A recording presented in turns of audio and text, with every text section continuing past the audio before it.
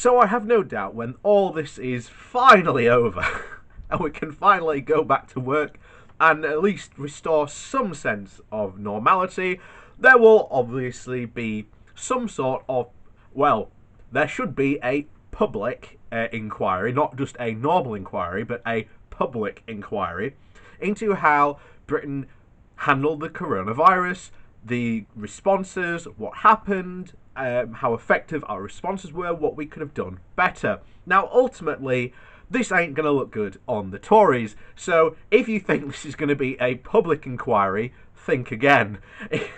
And if you think trying to get them to release the Russia report, which again still hasn't been released, I wonder why at this point.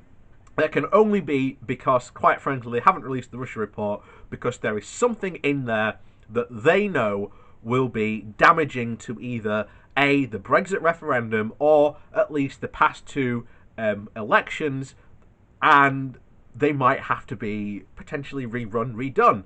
I highly suspect that might be the reason, or it could implicate certain, shall we say, donors of the Tory party, or even members of the Tory party, hence why there's been such a hesitation to actually release this report. So yeah, if you think a damaging report on like the Russia report ain't going to get released probably, then the report on, shall we say, this government's handling of the coronavirus crisis absolutely isn't going to get released, because you have stuff like this happening right now. This comes from The Guardian. So, advice on protective gear for NHS staff was rejected owing to cost. The Department of Health dismissed calls for eye protection now needed for the coronavirus back in 2017. So the Department of Health rejected high-level medical advice about providing NHS staff with certain protective equipment during an influenza pandemic because stockpiling it would be too expensive, The Guardian can reveal. Documents show that officials working under former Health Secretary Jeremy Hunt told medical advisors 3 years ago to, quote, reconsider a formal recommendation that eye protection should be provided to all healthcare professionals who have close contact with the pandemic influenza patients. The expert advice was watered down after an economic assessment found a medical recommendation about providing visors or safety glasses to all hospital, ambulance and social care staff who have close contact with pandemic influenza patients would, quote, substantially increase the cost of stockpiling. The document may help explain the devastating shortage of protective gear in the NHS is hampering efforts for medical staff to try and manage the COVID-19 virus pandemic. Doctors are threatening to quit the profession unless they are properly equipped, and NHS trusts across England have been asking schools to donate science goggles due to the shortages.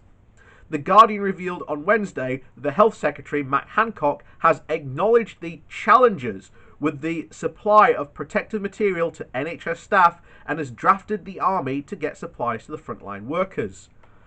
We're going to go over his response to that, by the way, because that is shocking. Okay, you are the party that has underfunded the NHS for the past decade. It is their fault entirely. This whole thing about clapping for the NHS, yeah, good, I'm glad you did it. But the next time you go to the ballot box, vote against the Tories, because they have put the NHS into such a crisis point that they are now having to implement things that were in Jeremy Corbyn's manifesto, which we were told by our right-wing press and other right-wing pundits that this would bankrupt the country. And yet here we are using these quote-unquote socialist and even dare we say it, communist ideas. And yet here we are a couple of weeks into this crisis already, and we're not bankrupt yet.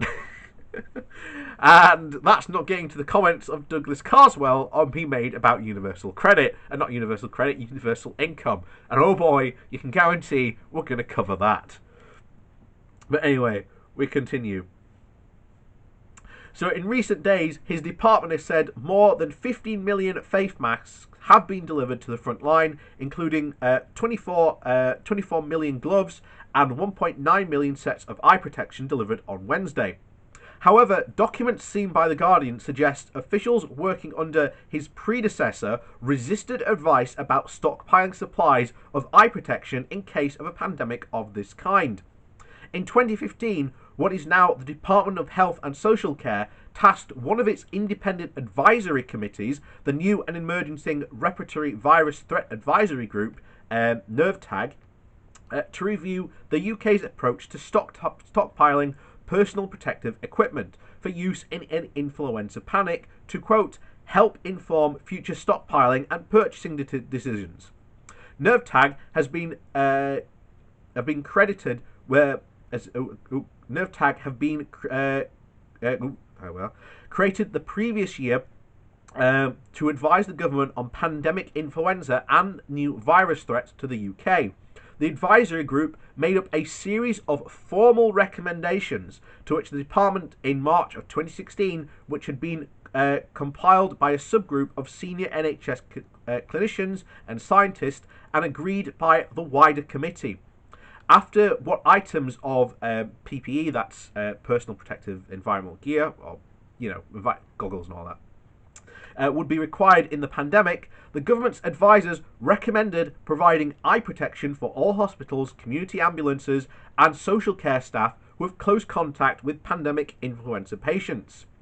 They said that the protection could either be visors or safety glasses, adding such equipment was necessary because there was some evidence of risk of influenza infection via the eyes when in close contact with pandemic influenza patients. However, according to minutes of a NERVTAG meeting in June of 2017, a health department official told advisors to reconsider their advice as information had emerged about the, quote, the very large incremental cost of adding in eye protection. A minute from the meeting stated that, quote, a subsequential internal DH Health economic assessment has revealed that the following of these recommendations would substantially increase the cost of the equipment component and of pandemic stockpile 4 to 6-fold, which was a very low likelihood of cost benefit based on standard thresholds. So what they've basically just said there is, it's too expensive, we're not going to do it. And yet here we are in the middle of a pandemic. This is the Tory government doing this. It is their fault. They have handled this crisis incredibly badly, and the NHS is under enormous pressure, and is only managing to survive because we've now had to go out and buy private hospital beds to expand our capacity, as well as other various things that have been introduced. And, all these things we were told were, they're impossible, you can't do them. And yet, here we are, the Tories are doing them. It was trending on Twitter last week, and Jeremy Corbyn was right.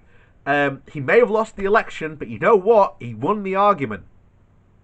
So now, when we return to some normalcy, the Tories have nothing. All this stuff that they've done, and they've proved that there is money to do all this stuff, they've got not a leg to stand on.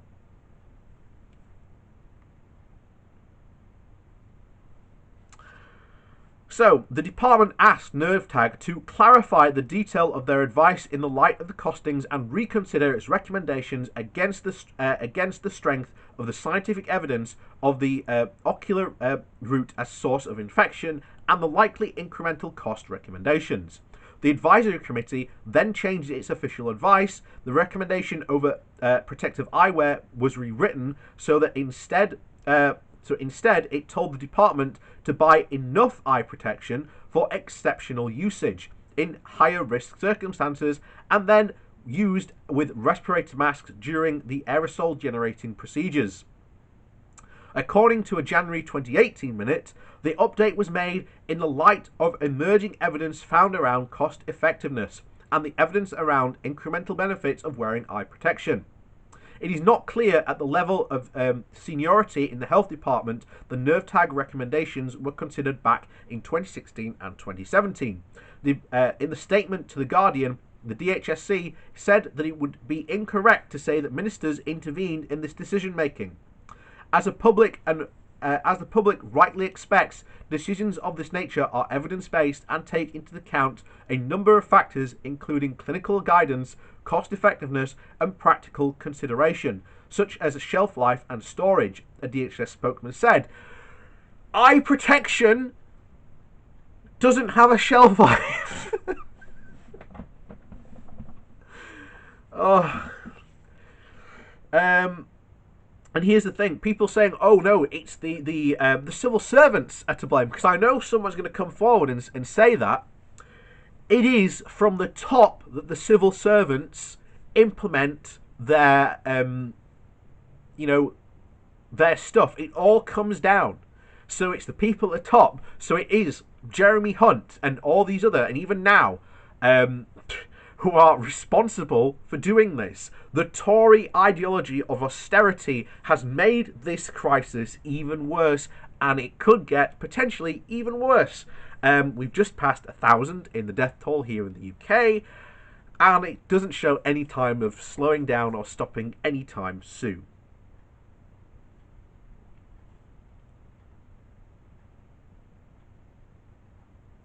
So the government has prepared and stockpiled for an influenza pandemic. The documents clearly state that the scientific evidence did not support a vast increase in protection of expenditure on face masks with integrated eye protection for a pandemic influenza. And yet here we are asking voraciously for goggles. So evidently there was need, and the government decided we're just going to ignore it. You know that expert advice?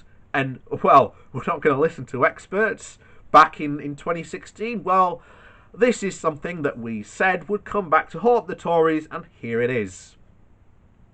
The DHS is now scrambling to find ways to better supply hospital staff as it faces the COVID-19, a highly infectious respiratory disease, with reports of doctors and nurses frantically trying to buy their own equipment, and particularly there is an acute need for eye protection. At the Prime Minister's questions on Wednesday, the Labour leader Jeremy Corbyn highlighted that the Healthcare Supplies Association had applied to DIY shops to donate the equipment. On Twitter, the association said that it needed visitors and visors and protective glasses, tweeting, "Do we have to commandeer the stocks of DIY stores?" Hunt, who ran the department between 2012 and 2018, now chairs the House Committee of Commons Health Select Committee and has, in recent days, led calls to better equip frontline staff battling the coronavirus. Last week, he told the BBC, "We must sort this out. We are asking people to put their own lives at risk on the NHS front line. It was absolutely heartbreaking when the NHS frontline professionals do not have the equipment they need." You're responsible for that, you absolute god. Oh, Jeremy Hunt, what a rhymes with Hunt. Yeah. His spokeswoman told The Guardian, Jeremy does not believe that he was personally involved in decisions about the equipment for NHS staff, but was acutely aware of the shortage of funds in the NHS budget, which was why that year he had fought for and secured an £8 billion rise in the NHS annual budget, followed by a £20 billion rise 2 years later. Too little, too late. You can talk about, but I raised the budget. It still wasn't enough.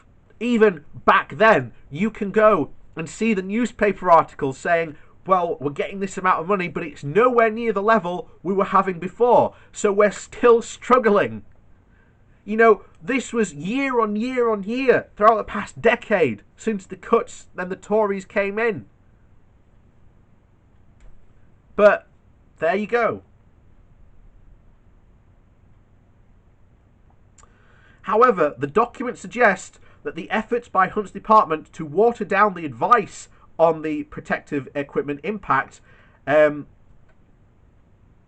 placed around a procurement was indeed due to take place in 2017 to stockpile for a possible pandemic. In addition to the discussion over eye protection, documents also raise questions about the UK government's policy regarding face masks for doctors, nurses and other health professionals.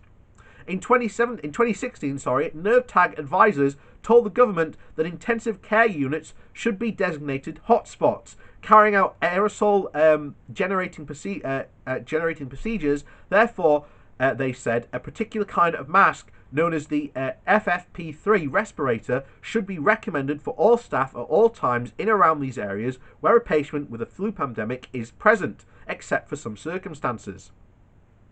One intensive care hospital in Yorkshire told The Guardian earlier this week she had to spend £100 of her own money to buy the FFP3 respirator mask online.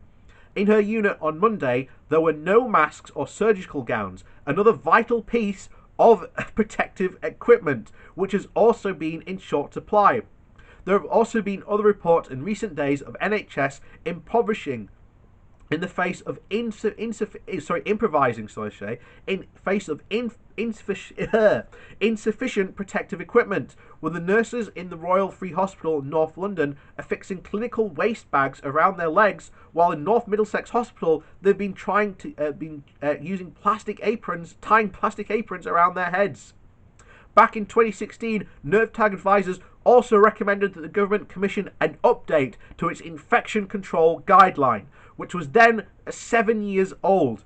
The guidance, they said, needed to recommend the use of protective equipment of use in frontline with the current evidence base and guidelines. In June of that year, the department responded to nerve tag's initial recommendations about the pandemic stockpiling, saying that work reflected the advice and it was being prioritised and progressed. However, with regard to updating the control of guidance to bringing in line with the current evidence, officials replied that this would not work and it would not be considered priority at this time, as it would be deferred for consideration at a future time. Frontline doctors and nurses have said that recent changes to the official advice in the UK may have meant that many NHS staff who have been wearing less protective gear than the World Health Organization recommends when caring for COVID-19 patients. The WHO's advice recommends different standards of protective equipment to the UK advice in certain critical situations.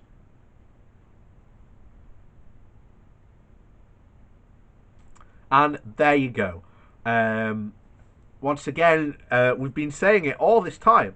The Tories are to blame for the mess this country is no one else.